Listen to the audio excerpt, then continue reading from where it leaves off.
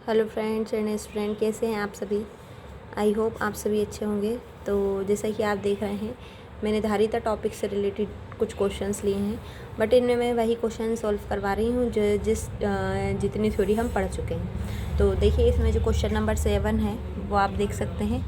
Question number 7 क्या है? प्रत्येक आवेशित संधारित्र में ऊर्जा रहती है धनावेश पर, धनावेश एवं ऋणावेश दोनों पर, पट्टिकाओं के मध्य क्षेत्र में, संधारित्रों के प्लेटों के शीर्ष पर। तो जो भी संधारित्र होते हैं उनमें जो ऊर्जा रहती है वो कहाँ रहती है? पट्टिकाओं के मध्य क्षेत्र में।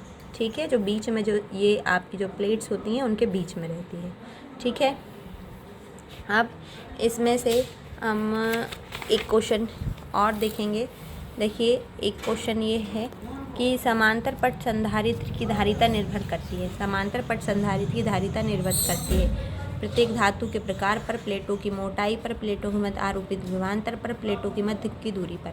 तो आपने देखा था कि जो हमने एक क्वेश्चन निकाला, जो एक पैरेलल प्लेट कैपेसिटर लिखा था, तो उसमें आंसर क्या आया था? C = ε0 A/d। तो ये d प्लेटों की मध्य की दूरी पर निर्भर कर रही थी, यानी इसका जो सही आंसर होगा वो होगा ऑप्शन नंबर डी। इसका ऑप्शन नंबर डी, क्योंकि इसका लिए जो आया था आंसर C ε0 A/d आया था। ठीक है, अब इसके बाद हम नेक्स्ट क्वेश्चन ये वाला देख लेते हैं। ये भी हमने उसी से ही पढ़ा था कि एक समांतर प्लेट संधारित्र को आवेशित करके अलग अलग कर दिया जाता है। प्लेटों के बीच की दूरी बढ़ाने पर आवेश, विभव तथा धारिता पर क्या प्रभाव पड़ेगा?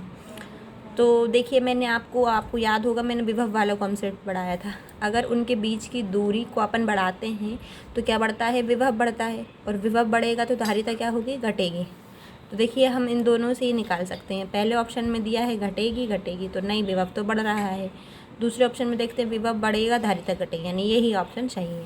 यानी जो चार्ज हैगा वो तो नियत रहेगा और जो धारिता होगी वो घटेगी।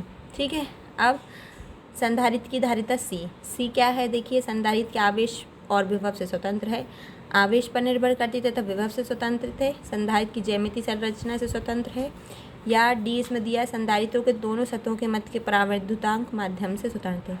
तो ये जो आपके जो ऑप्शन है, इसमें ये राइट ऑप्शन रहेगा ए, संधारित्र के आवेश और विभव से स्वतंत्र है।